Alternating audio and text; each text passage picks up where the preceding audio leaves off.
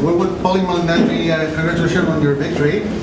It's your first knockout fight since 2003. How does it feel? It feels good. It feels good. You know, I don't get a lot of knockouts. I'm probably not the hardest puncher in boxing, but you know, I've been to a world championship level without the knockout. So you know, I think that speaks volumes for my boxing skills and boxing ability. But some of those years I was out with injuries. Like 2005, I only fought one time. 2004, I only fought 3 times. And then a lot of the time I reached the world class level, so I was fighting world class fighters all the time, and they become tougher to knock out. You know, so now we stepped back a little bit after I lost to Amir Khan. We took on this guy had a good record, but he wasn't world class, and I stopped him. So I think, you know, if against this kind of opposition, I'm going to get knockouts. It's just early in my career when I was facing this type of opposition, I was hurting my hands, so I had to just box them, you know. And then when facing world class opposition, even if I was healthy, they become tougher to knock out, you know. So I think we took a step back here just to get a warm up win. Michael Lozada was, you know, he came tough. You know, he's got a good record and everything, but he wasn't on my level, you know. And I think I showed that, and I got the knockout, you know. And I think against this type of opposition, I will always get a knockout. Did you feel like you had to make a special statement after the defeat to Khan? Yeah, because you know I've been in a lot of big fights. You know, I've been in with a lot of world class fighters since 2006. I fought almost exclusively against world class opposition. You know, you name it. We had Miguel Cotto, we had Love Mandel, we had Juan Diaz, Herman Dujo from Canada. You know, we had Amir Khan my last fight, and so on and so forth. You know, so I think I had to make a statement against this type of opposition, saying I still belong on a world class level, whether people want to believe it or not.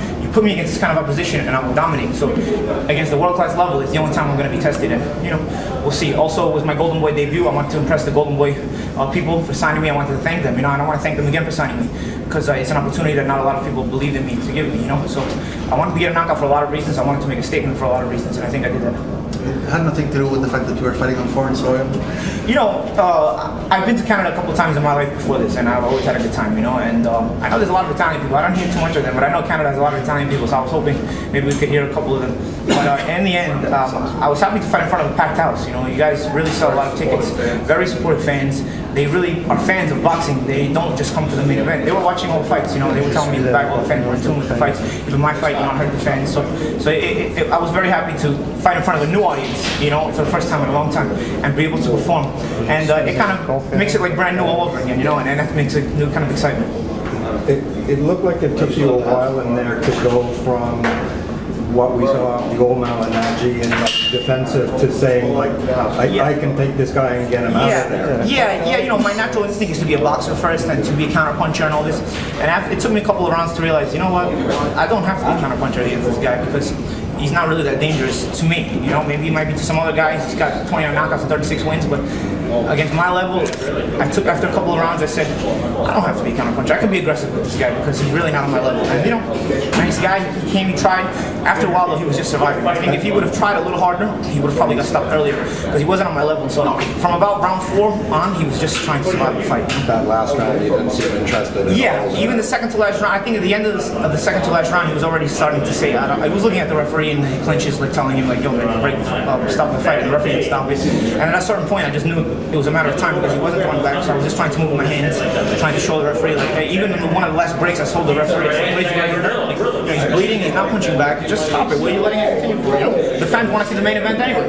You know, so you know, just end the fight because it's not competitive anymore. And I think a few seconds later, it stopped. The move to welterweight, how do you see yourself in that division? Well, you see my body, you know, and this is even after a night leading too, so I'm still in very good shape looking. You know, this was not a move to say, oh, I can't compete at 140 because I'm not good enough, or you know what, I'm just going to try something new, or I'm going to be lazy and not make junior welterweight. I really couldn't make junior welterweight anymore. You know, I fought there from the year 2002 to the year 2010, and 8 years, from 21 to 29 years old. My walking around weight blew up between those fights, but I kept going back down to 140 when I was fighting it. I felt really good to make weight yesterday, and then not be totally dried out and totally, like, you know, totally depleted, you know. I think the Amir Khan fight, although Amir Khan is a very good fighter, a lot of it had to do with me not having any legs. I mean, I was leaving my legs and my speed in the gym because I had nothing left. People were saying, oh, you're gonna move up in weight, when you get heavier, you get slower, or you're not as strong. But honestly, it got to the point where making junior welterweight was taking away all my energy, so therefore I wasn't fast, I wasn't strong anyway, you know, so I might as well move up to the next weight class and try my luck there, you know. And you know, it was a little statement tonight, but I want to fight against better opposition. I think I'm ready for that. I think I got my little tune-up fight, and I hope I get a bigger fight next fight. Where do you see your name amongst the top of? I think, I'm not going to tell you, I'm not going to sit here and say, oh, I can beat this guy, and this guy. But I'll tell you what, I belong in the ring with any welterweight in the world. Whether you guys think I win the fight or not, I don't belong in the ring with this kind of opposition. I will dominate it 100 out of 100 times. So against the world-class opposition is where I belong. Then what happens from there happens from there. But I belong at a world-class level. I've been a world champion and I still have a lot left to give. So it's just a matter of making the fights and then you guys will see. Thanks very much. Well, what is next right now? We were just talking, a couple of names that were thrown at me was Jan Zavik for the IBF welterweight title. It would be nice to get him because it would give me a chance to be a two-weight class world champion in my career. Also, Matthew Hatton was a name that was thrown around at me. He's looking to invade America on fight a big name. So, there may be some options, but, probably take the holidays and relax and talk about it in the new year. But I'm excited about the prospects. Is the name Hatton?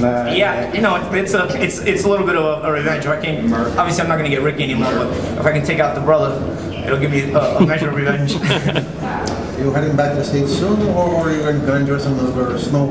I'm going to stay tomorrow. I told my team to make my flight back Monday because I wanted to enjoy the town tomorrow. Because everybody said, oh, Quebec City you're going to is a really nice town, and especially this time of the year. And I didn't get to enjoy it so far because I was training, making weight. So I told Golden Boy, I said, make my flight back, me and my friends and my team, make my flight back Monday because I want to hang out in the town Sunday. So tomorrow I'm going to go sightseeing in Quebec City. Have fun.